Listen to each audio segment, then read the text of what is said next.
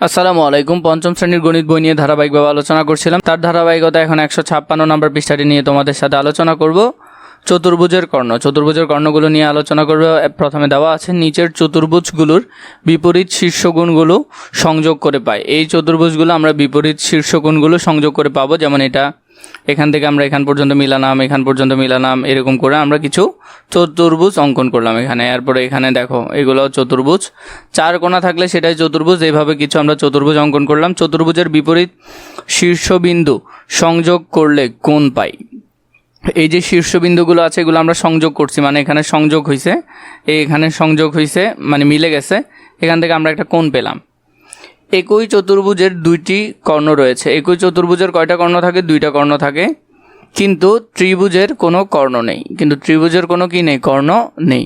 মানে ত্রিভুজের মাঝখানে কোনো কি থাকে না? কর্ণ থাকে না। তো এখানের মধ্যে থেকে আমাদেরকে দেখালো এটা একটা চতুর্ভুজ, এটাকে আমরা চাইলে ভাগ করে অনেকগুলো কি করতে পারি? অনেকগুলো ত্রিভুজে রূপান্তর করতে পারি। নিচের চতুর্ভুজগুলোর কর্ণ আগে, এখানের মধ্যে আমরা যদি কর্ণ আগে, তাহলে এখান থেকে এখানে এটার কর্ণ হবে, এখান থেকে এখানে এটার কর্ণ হবে, এরপরে এখান থেকে এখানে এটার কর্ণ হবে, এখান থেকে এখানে এটার কর্ণ হবে। এগুলো সোজা হবে, তোমরা স্কেল দিয়ে টানতে পারবে। আমি এমনিই টেনে ফেলছি। এখান থেকে এখানে হবে, তারপর এখান থেকে এখানে হবে, এটার কর্ণ হবে এখান থেকে এখানে, এরপরে এখান থেকে এখানে বরাবর। তো এইভাবে করে তোমরা এগুলো টানতে পারবে। 2 নম্বর আমাদেরকে বললো চতুর্ভুজ সম্পর্কে আমরা কি পেয়েছি তা সংক্ষেপে ছকে খালি ঘরগুলোতে লিখি। এখানের মধ্যে আমাদেরকে বলল সকল বাহুর দৈর্ঘ্য সর্বদা সমান। তো এখানের মধ্যে আমরা দেখব সামান্তরিক, রম্বস, আয়ত এবং বর্গ। সামান্তরিকের কি সব বাহু সমান? না, সমান না। রম্বসের সমান, আয়তেরও সমান না, কারণ আয়তের 2 বাহু সমান 2 বাহু। বর্গের সবগুলো সমান। সামান্তরিকের ক্ষেত্রে আমরা এখানে যেটা দেখব সকল কোণ সর্বদা সমকোণ। তো সামান্তরিক দেখো এরকম বাঁকা, এরকমের মধ্যে। তাহলে এই কোণার মাপ আর এই কোণার মাপ কি কখনো একই হবে? কখনো একই হবে না। তাহলে এটা হবে একই না, কারণ সমকোণ মানে সবগুলো একই সাইজের হতে হবে। সমকোণ মানে এমনি 90 ডিগ্রি।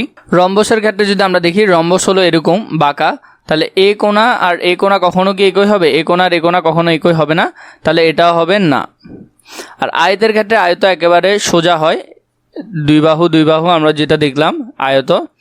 এ কোণা আর এ কোণা সবসময় একই, এ কোণা এবং এ কোণাও সবসময় একই, তাহলে এটা হবে 90 ডিগ্রি। হ্যাঁ, এটা হবে সমকোণ। পরেরটা বর্গ। বর্গ সেম, যার চারবাহুই সমান হয় এবং কোণগুলোও কি হয়? সমান হয়। তাহলে হ্যাঁ, এটা হবে। তাহলে এটা হবে হ্যাঁ। সামান্তরিকের বিপরীত বাহুগুলো সর্বদা সমান্তরাল। হ্যাঁ, সর্বদা সমান্তরাল। দৈর্ঘ্য সবসময় সমান, উপরের দৈর্ঘ্য এবং নিচের দৈর্ঘ্য সবসময় সমান হয়। রম্বসের ক্ষেত্রে এটাও সমান্তরাল, রম্বসের ক্ষেত্রেও হবে সমান্তরাল। হ্যাঁ, সমান্তরাল। এবং দৈর্ঘ্যগুলো সব সময় সমান হয়, একেবারে সবগুলো একই মাপের হয়। আয়তের ক্ষেত্রে আয়তের বিপরীত বাহুগুলো সর্বদা সমান্তরাল। তাহলে হ্যাঁ, এটা সমান্তরাল। এরপরে হলো যে দৈর্ঘ্য সবসময় কি? সমান্তরাল। তাহলে এটাও হবে হ্যাঁ, সমান্তরাল। বর্গ সবসময় কি হয়? সমান্তরাল হয়। তাহলে এটাও হবে সমান্তরাল। এখানের মধ্যে দৈর্ঘ্য সবসময় কি হয়? সমান হয়। তাহলে এটাও হবে সমান্তরাল।